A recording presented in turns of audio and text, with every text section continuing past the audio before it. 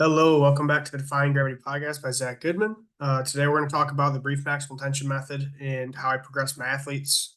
This has been a highly requested thing to talk about, as we've already kind of chatted about the brief maximal tension method. You guys want to see how I'm using it in the program, so I pulled 3 athletes programs from different grades to give you a better look into how I'm doing that and how it's fitting into the program. Again, we use the brief maximal tension method for all main lifts. Okay, so I don't do any max effort or dynamic effort. I only use the brief maximal tension method. Um, the only time I use the dynamic effort method for barbell lifts is through pivot days, and we'll talk about pivot sessions and how I program those. But on a perfect world, we are going to use the brief maximal tension method 4 days a week. Okay. Two things to note before we start going through these different progressions. Okay. Again, if you don't know what the brief maximal tension method is, please go listen to the episode on that so you have some context. Other things, okay, you're going to see some load drops during the numbers. Okay. First thing, 8% load drop. Okay.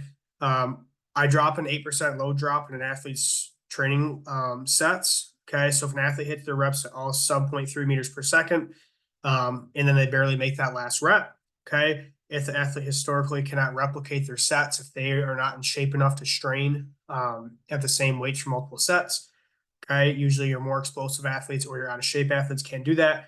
I'm going to drop them 8% in load. Okay. 5% load drops you'll also see. So when an athlete's going to hit all the reps, but you know they run out of gas. Okay. Or when you're trying to beat or progress previous load drop sets from past sessions, which we'll do, those are going to be 5% load drops. Okay. If all the sets are really good, if all the reps are good, if it's a smoke show, then you're not going to use any load drops. Okay. Ideally, we're able to replicate as many strain sets as possible because we're going to strain every set. But in order to strain and complete reps, sometimes you have to use a low drop. So that's what those numbers mean. Okay. So my first one I pulled was a pause bench wave from a 10th grader. Okay. Um, so their previous 1RM for a regular bench was 265. So this was no pause, it's a regular 265-pound bench. Okay. This is one of the ways that we're going to progress is we're going to progress through pausing reps. Okay. So we're going to go to a pause bench for him. And his previous 1RM was 265 on a regular bench. So what I'm going to start him at, I'm going to start him at 240 pounds on a pause bench. Okay. So we're seeing about a 25-pound drop from his previous 1RM on the regular bench. We're going to pause bench 240 and we're going to start him with sixes. Okay. So we did 240, 240, 230. Okay. He got a 10-pound drop from 240. So he could get all the sixes. I hate missing sixes. So you'll often see more low drops on sixes because I don't like missing reps on sixes. So if a kid needs to drop weight, we're definitely going to drop on sixes. Okay. So his first day, we pause bench 240, okay, for 6 reps on 3 sets. Okay. And so again, this is only about a 25-pound drop from his 1RM without a pause. So this is pretty significant. And this is what I essentially do is because kids don't really understand, they can't conceptualize band tension, they can't conceptualize pause, they can't really conceptualize a lot of these things. So you can easily manipulate them to only drop 20 or 30 pounds and then, add a condition or add a variable to make the lift harder and then progress them. And so again, it works out pretty well for that. Okay. So this is one of the ways that you begin to sequence your exercise selection. So that would be our first day. It looks like they needed a low drop after 240. So we low dropped them, dropped them about 10-ish pounds. And they were able to complete that set of 6. Second day. Okay. So their second day in the week looks like they're benching on a Thursday. We did 250, 250, 250. Okay. So we dropped him to 4s. So we went 442. Okay. So we did 250, 250, 250. That's plus 10 pounds. He didn't need a low drop, but he did end up missing his last set. He only got 2 reps on his last set. Okay. And so we got 2 sets of 4 with 250 and he didn't make his reps. So now I know in the back of my mind, we need to progress that last set of 2. So we need to somehow add reps to that and we can add some weight to those first 2 sets before that athlete's going to run out of juice. Okay. So now I know that he's good for about 2 sets of replication before I need to probably drop him to get those reps. Okay. Because again, all we're trying to do is we're trying to add weight or add reps every session. Okay. Add weights, add reps, and then sequence different variables in so then we can continue to progress them. Okay. One of the episodes that I talked about was the law of accommodation and how that plays into training. Okay, so we're not only progressing, weights and loads and velocities, we're also changing exercise selection. So we're changing pressure gradients. Okay, so that's how we're gonna again sequence these kids every 3 weeks because we run 3 week waves. Okay, day number 3, we did 245, 245, 250.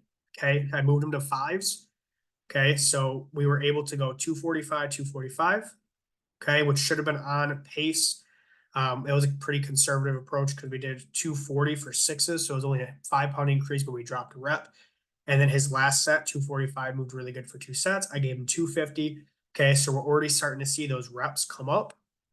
Okay, we're starting to see his fitness improve. Okay, because now he's able to accumulate more tonnage throughout those 3 sets. Okay, so he did 245, 245, 250 for all sets of 5.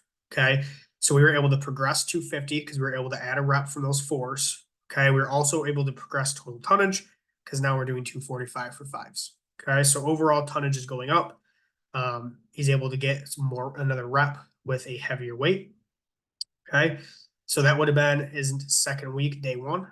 Okay. So now we're on day 4 of the waves, which would be his Thursday on week 2.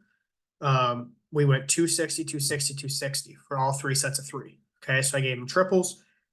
So we dropped him 2 reps from fives. We went 10 pounds up. Okay. He touched 260 for threes. That's 5 pounds under his first original 1RM just a couple weeks ago. And he's pausing these reps. Okay. So we were able to pretty much already beat out his regular bench because we're doing 260 for triples. Okay. And we're pausing those reps. And we got 3 sets of it. Okay. So progress is happening pretty fast. This athlete's on track. Okay. Day 5. So the next session. Okay. So I didn't have to load drop him. He was able to get 260 for all of them. Okay. All of those lifts should have been good speeds. Okay. Which essentially means that we're able to get those reps and we're able to grind and strain at least one of those reps, if not 2. Okay.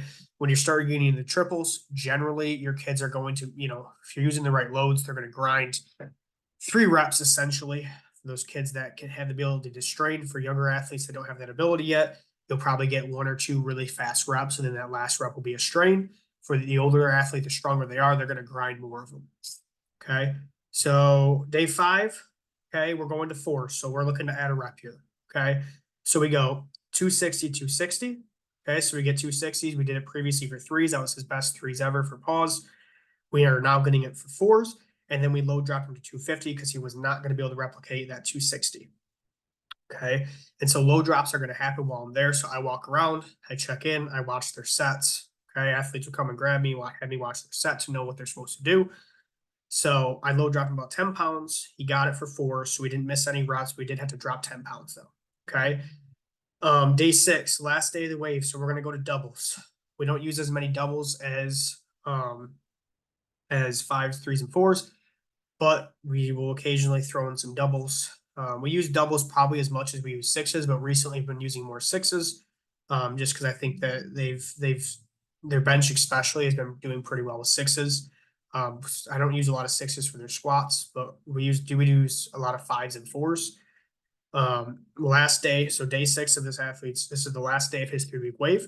We were able to get 270 for 3 sets of 2. Okay. So not only did he increase his, he pause bench 270. So that's 5 pounds up from his regular bench with no paused. We were able to have 5 pounds to that and get it for doubles and pause it. Okay. So that's pretty big progress right there with 3 sets of doubles. Okay. For his last day of the wave. Okay. So again, this was a 10th grader's bench progression. Okay. So we changed the exercise. We added a variable. We added a pause. Okay. So we're taking advantage of that contrast reactive method, the static overcome on dynamic. We also were able to manipulate his weights to get him to beat his previous 1RM with a regular bench, but we were able to pause it. Okay. Body weight wasn't a significant increase in body weight. From what I understand, again, I don't weigh my kids on a scale every day, but in 3 weeks, he wasn't adding a significant amount. So again, this is a good increase in relative strength. Okay. So that would be a example of a pause bench wave. Okay, now we're going to go into a squat wave, the 10th grader. Okay, so Um, Box squat. So this is a box squat wave. Previous one RM I had down for him is 335. It was the heaviest he did before this wave. Okay. So we started him at 310. Okay. I'd like to start my athletes in that mid to high 80%. Okay. So about mid to high 80s. I really don't like to start them below, I never start them below 80, but I don't really use percentages, but generally we're trying to take something at 85%. So if I give them fives or sixes, ideally sixes, we really don't want to go anything below 83%. If it's of fives, we really don't want to go, we want to be right around the 85 to 88%. Okay, so it's a bit more aggressive, but because they're so young, they adapt really quickly, and we're forcing change as quickly as possible. Okay, so this athlete, we did 3 sets again, so we're using 3 sets. Okay, and we did 310, 310, 310 for fives. Okay, so I started him on fives. He didn't have sixes, he had fives. Okay, so we did 310 for all 3 sets of five. Okay, his original 1 RM box squat before this was 335. Okay, and now we did 310 for fives. Okay, so we're already at a pretty high percentage compared to his previous 1RM. Okay, so that would have been his first day. So he was able to get all 3 sets with five. Okay, knowing who this athlete is, he's pretty good work capacity, so he's able to strain and grind multiple sets without load drops. So you're not going to see as many load drops with him until the end of the wave, because we're pretty aggressive with him. His numbers are shooting up pretty fast. We're being really aggressive, as you'll be able to see in a minute. Okay, so day two. So we did 310 for all of our fives. Day two, I'm dropping them to four. So we're going to drop a rep, and I'm going to add them 15 pounds. Okay, once they're squatting in the 300s, once they're benching in the 300s, squatting in the 300s, I prefer about 15-pound load increases, assuming that we're dropping reps. Okay. Kids in the 200s, if they're squatting in the 200s, I still prefer about 15. Okay. So when it comes to squatting, you're gonna increase their load faster. Okay. When it comes to benching, you're increasing the load slower. Okay. So when it comes to squatting in the 200s, I like personally about 10 to 15-pound jumps. If you're squatting in the 300s, I prefer about 15 to 25-pound jumps, depending on the speed of the reps. Okay, so that's what I personally prefer. So day two, I gave him 325, 325, and we bumped him about 5 more pounds with the 330 on his last set, because 325 must have been moving. I don't specifically remember this day, but this is what is down in my team builder. Okay. And again, I do watch this kid's lifts every day. I just don't remember this particular day, but it looks like we added about 5 pounds. So he must have been moving 325 relatively well. Took a crack for it. We got it for sets of four. So we got 3 sets of four. We did 325, 325, 330. So we only dropped a rep, but we added 15 and 20 pounds from his previous day. And so that would have been on a Friday. So we went, day one was a Monday, day two was a Friday, or day one was a Tuesday, and day one was a Tuesday, day two was a Friday. Day three, so he comes back in on a Tuesday to squat again. We gave him triple, so we dropped another rep. Okay, we bumped him 10 pounds. Okay. We did 335, 335, 335. Okay. I'm assuming that I wanted to bump him to 340, but I would imagine warm-ups did not feel good. He still had to progress. So if that happens where a kid starts warming up and they feel like trash, say I see him take this happens a lot. So I say I see a kid take 315 and for warm up single before he's going to go to 325 or 330. I would imagine he probably took 315 for warm up single. It probably looked a little rough, probably only jumped him a little bit just to progress. So it looks like I gave him 335, 335, 335 for triples. Okay. Because again, we're trying to, the most important thing is that we progress. Obviously, we want to progress as fast as possible, but you're going to have days where kids stay up too late. You're going to have days where they don't eat enough. You're going to have days that are just shitty. So that's part of this. But we still have to try to progress them if possible. Okay. If they're unprogressible on the day, that's when we use pivots. Okay. So I gave him 335 for all 3 sets of three. Didn't look like he missed any reps, and he still went up a little bit more weight. Okay. Other thing, even on a relatively bad day, he was able to match his previous 1RM just a couple weeks ago. A little bit, probably about a week and a half ago, he was able to match that and get that for three. So we took a 1RM for 3 sets of three. Okay. So relatively fast progress. And again, he's young. He's a 10th grader. So he's still pretty young. Okay. Day four. So this would have been on a Friday. Okay. I jumped him 2 more reps, so I gave him five. So we went from threes to fives. Okay. Because now we're pushing that kind of threshold of we don't really want to go into doubles. Okay. We really want to try to stay in that 3 to 5 reps. So I gave him a increase in reps, which means that the velocities are going to slow a little bit or get a little bit faster because we're going to go up in reps, which means loads are generally going to come down. Okay. Unless they're adapting really fast, then they're going to just move that load faster. Okay. So we did day 4, we did 325, 325, 335. This was a big session. This was a really good session. This pretty much set up his last 2 sessions after this. So we got through 35 for triples the last session. He comes in on a Friday. I give him 325, 325 for 5. So it's only a 10-pound decrease, but a 2 rep increase. Okay. He was able to get these for 5s. Okay. And then his last set, it looks like we took a crack at 335 because he thought he was going to be able to get that for 5. And that was an all-time best. So he took his previous 1RM for 1 just a couple weeks ago. He got that for 5 box squat reps. Okay. And this is only our 4th day into the wave of squatting, our 4th squat day. He was able to take a 1RM for 5. So that's pretty legit. Again, not a ton of body weight increase. And specifically for my athletes, we don't see like them increase weights, their body weight as quick because they're high schoolers, they don't eat enough, things like that. But also the training, I'm not looking to increase their body weight super, super fast. Okay. I'm looking to increase the relative strength so they can run faster and jump higher. So we are manipulating the nervous system with the brief maximal tension method. Okay. So this is a big deal. We got his previous 1RM from a single to a 5. Okay. So now we're on day 5. He rests for the weekend, comes in on a Monday or a Tuesday. So looks like we dropped to 4. So I dropped him a rep, but I gave him 15-pound increase. Okay. Because we smoked that 325, 325, 335. Okay. So comes in on a Tuesday. We're squatting. I bumped him 15.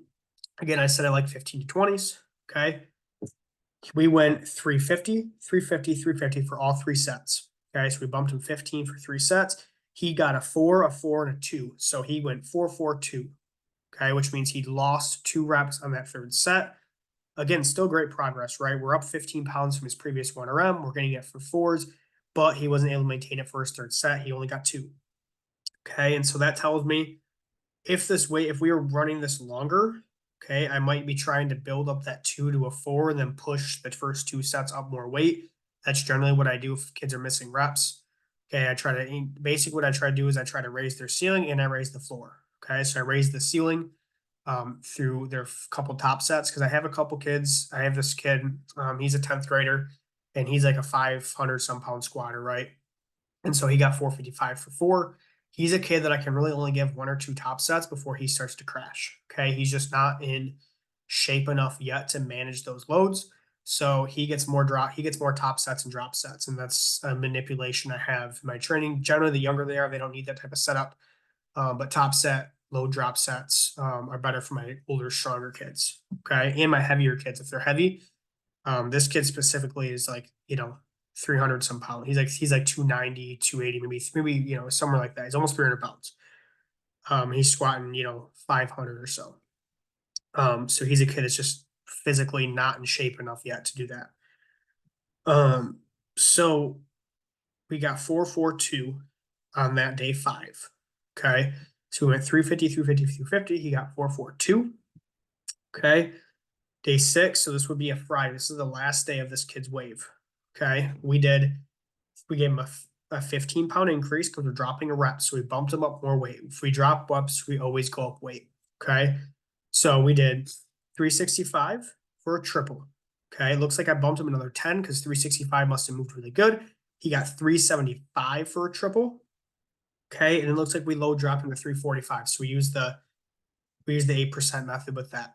Okay. So we dropped this kid about 30-ish pounds. Okay. So we used that 8% low drop for him for that last set. Okay. So we were able to get really 2 really solid top sets. We were able to get 365, 375 for triples. And then I low dropped him to 345 for his last triple. Okay. Speeds were probably all the same. Okay. Because here's the thing is we're trying to strain and grind every set.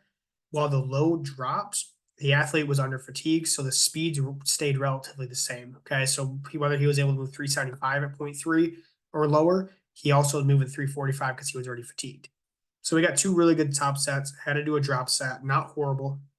Okay. Especially when we consider the last time that I gave him threes on day three, okay, just a couple weeks ago, his best triple was 335. So his low drop set was 345. So our drop sets are beating out our previous best top sets. So keep that in mind. Okay. And that's something that, again, over the long term, again, we want to set the ceiling and the floor. If we're raising the ceiling, the floor is going to come up. Okay. And when it comes to brief maximal tension waving, I like to, on those top sets, we want to push those, but we also want to be able to break our drop sets, our low drop sets. Okay. So we were able to do both. So that's a really solid session. And assuming this kid got 375 for three, on a good day, he should be box squatting in the 400s. Okay. So we were able essentially to raise this kid about 70-ish pounds. Okay. Previous one RM was 335 in about 3-ish weeks. We were able to add about 70 pounds to his box squat, which is pretty good. Okay. And then I have one more sheet for you guys. I have a bench press sheet. This is just a regular bench, not a pause bench. Okay. This is an eighth grader I have. And he's pretty strong. Like he's a 335, 340 pound squatter right now as an eighth grader. He's pretty strong. So this eighth grader benched 205 for a 1RM. Okay, so he got 205 for 1RM. I remember seeing this. It was his first day he ever got over 200. It moved relatively good, but the kids didn't really know how to strain yet because he's still so young. But he got 205 for one. I remember watching those. Okay, so it looks like for our bench press wave, he got 205 for one. Started this bench press wave. Okay, um, we started because 205 was moved really well, but knowing that kid, he was not going to get 210 or 215 because even a 5 or 10 pound increase, he just wasn't getting everything moves fast for this kid, at least right now. At least at this point, everything moves fast. Now he's getting to a point now where his ability to strain and recruit more motor units and synchronicity is getting a lot better. Okay. So day one, I gave him 195 for 3 sets of 5. And I gave him 185 for a set of 5. Okay. So only a 10-pound decrease in weight. Okay. So we're talking like this kid's moving into 90% for fives. Okay. This is a pretty big deal. But again, you have to remember he's young. So he doesn't really know how to produce a ton of motor units in one output. So his absolute strength versus his muscular endurance, okay, they're relatively close because they're so young. And as he gets older, that's going to start to spread. Okay. But these younger kids, you're able to give them a higher percentage of the 1RM just because they're so much weaker and they're so much younger. And again, this kid isn't weak. Okay, but he's super training age wise, he's weak and he's young. And for his actual ceiling, he's really weak. Okay, when you have an eighth grader that's benching, over 2 plates or whatever, which he will be. When I get to the end of this wave, he ends up getting 2 plates for threes. Um, he's not even close to his potential. He's an eighth grader, right? This would be really solid this is a solid high school bench, but he's not even close to his ceiling. He's going to be a kid that'll be a 400-pound bencher in hopefully 2 years. So he got 205 for one. And then the first day of the wave, we did 195 for 3 sets of 5, and I gave him 185. Okay. Um, so we did only 10-pound decrease. We got it for 5. That's a big deal. Okay. So we're already way ahead. Like we already know if we can get 10 pounds less, we're gonna get for fives, we're moving in the right direction. Okay. So day 2, I bump him 5. Okay. I don't like giving my young kids more than 5-pound jumps unless it's on a squat. Really on the bench, we really stick with 5-pound jumps.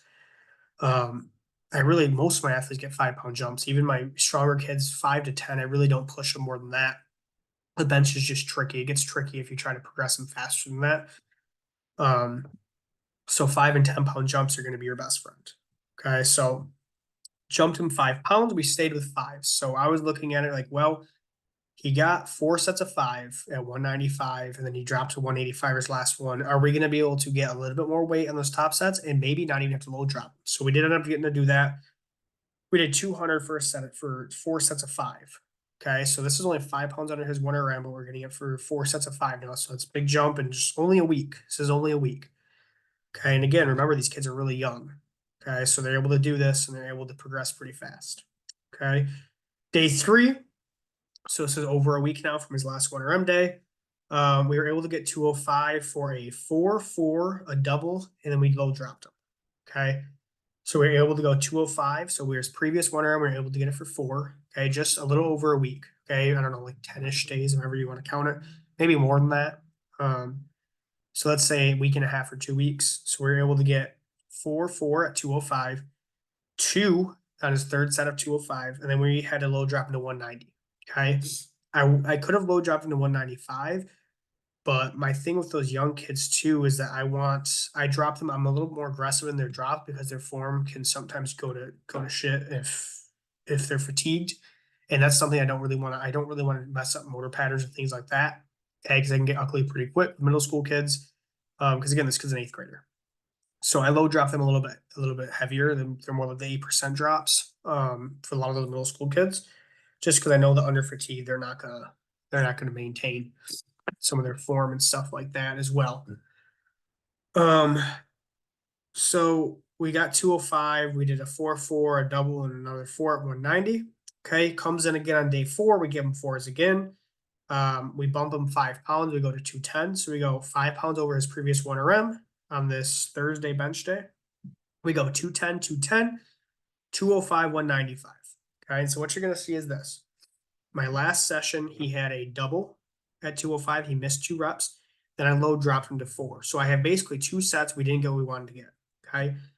So his first 2 sets, we got 205 for 4s, right, from his last session. Now we're at this next session. I bump him 5 pounds in those 2 sets. I give him 210, 210. Okay. So he progresses 2 top sets because now he's 5 pounds up and he's matching the same reps as last session. Okay. Now I'm going to low drop him to 205 because I want him to turn that double that he got to a 4. So he did end up getting 205 for 4. Okay. So we not only increased those 2 best sets, we also increased the set. We increased it by 2 reps, the set that he failed. And then I low dropped him again because I wanted him to beat his last low drop. So I bumped his low drop from 190 to 195 and he got that for 4. Okay, so you're starting to see is that we raise the ceiling, right? Those first 2 sets were like kind of almost like top sets. We were also able to raise that floor because his worst 2 sets last session, we were able to increase it by a load and increase it by 2 reps. Okay, so you're seeing constant progression. You're seeing this constant kind of manipulation of the numbers to get them progressing, get them stronger. Okay, and again, this is already 5 pounds over his 1RM. He's standing for 4, so this is really good. Okay, this means everything's firing all cylinders. Okay, this isn't every athlete. Not every athlete progresses this fast. I mean, there's kids that come in and have horrible days for 2 or 3 days, and then they just have a good session. Like this happens, but this is a good wave. This is a pretty productive wave. This is what this kid just did 6 weeks ago now. Okay, actually, it was a little less than 6 weeks. So, because he's missed a couple sessions the last couple weeks because he's doing track right now. So this is a full wave. He didn't miss a single day. Okay. Day 5. So we are entering territory of towards the end of the wave.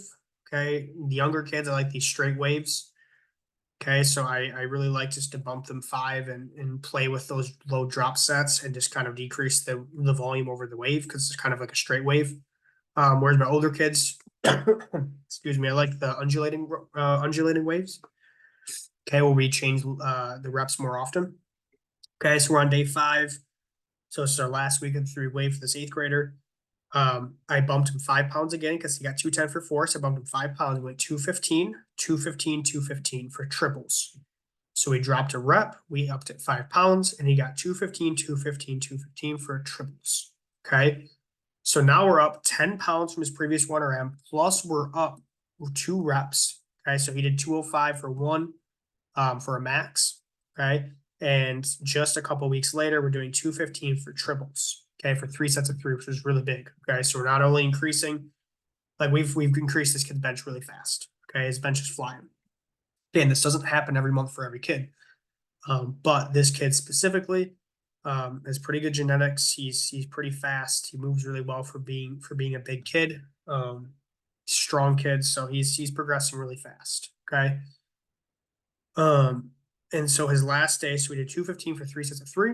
His last day, it looks like I gave him 220. So I bumped him 5 to see if we could try to beat his 215 triple. He got 220 for a triple. 220 moved good. Eighth grader brain, they want to hit their first 2 plates. This kid never even hit 2 plates before, but now he's closing in. So it looks like I gave him 225 and 225. And he got a 3 and he got a 2. Okay, so he did 220 for 3. He did 225 for 3, 225 for 2 for us. So he missed a rep on his last set, which is okay. It doesn't matter. He got 225. That's already 20 pounds up, and he's going to get 4 reps. Okay. It doesn't look like I have a max for this kid. He didn't end up maxing. He must have missed a max day. Actually, we didn't do max, so we just went and do another wave. So I didn't even max this kid. But I would imagine if he did 225 for triples, he probably is 235, 240. Okay. Um, and so this was an eighth grader's bench. Okay. So these are three different waves. I gave you a pause bench, I gave you a box squat, and I gave you a regular bench. Okay. So you can start to see how essentially what this wave system is doing is we're basically rotating between threes, fours, fives, and sixes with some doubles mixed in. Okay. And we're essentially just looking to add a little bit of weight or a little bit of reps over the course of this wave and just being strategic about how we do that and just kind of adapting as kids come in. So if they're adapting really fast, you push them more aggressive. If they are in a sports season or they're struggling and not hitting the reps or something like that, you give them a pivot. If they're older, if they're not older, then you just keep pushing through. Okay, pivot sessions only need to be had for older kids. You don't need to pivot young kids. So this you just keep benching them or keep squatting them, their numbers will just go up. Okay, so hopefully that gives you some insight into how I'm doing the load drops and how I'm progressing the different weights for these different kids. Um, I'll pull I'll pull some more numbers. I'll pull away from a inconsistent kid, and I'll show you how I do that. I have a kid right now that's coming to see me a couple days a week, but we're doing combo lifts, so I can pull a combo lift wave and show you how I'm combo lifting them and how I'm manipulating the numbers a little bit different for that. But essentially, that's all I'm doing is I'm just manipulating numbers just to push them forward, right? With the young kids, you can just give them straight waves. You can just add 5 pounds, add a rep. It's really easy, right? These kids are pretty young and they're adaptable. And if they're consistent, the numbers go up. If they're older, it gets a little more tricky, and that's when you got to start doing undulation. You got to start playing around with some of the different strategies that are going to make this stuff work. Okay.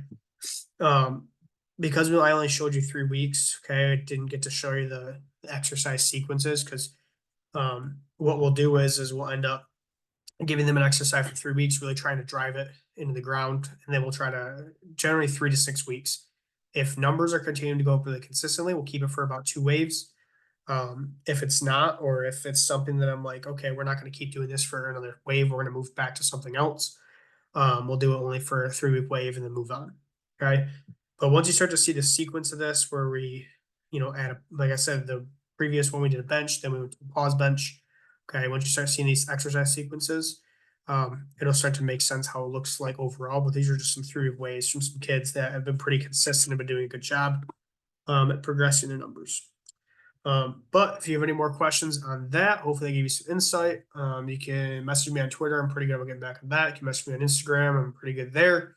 If you have questions on this, let me know. If not, peace.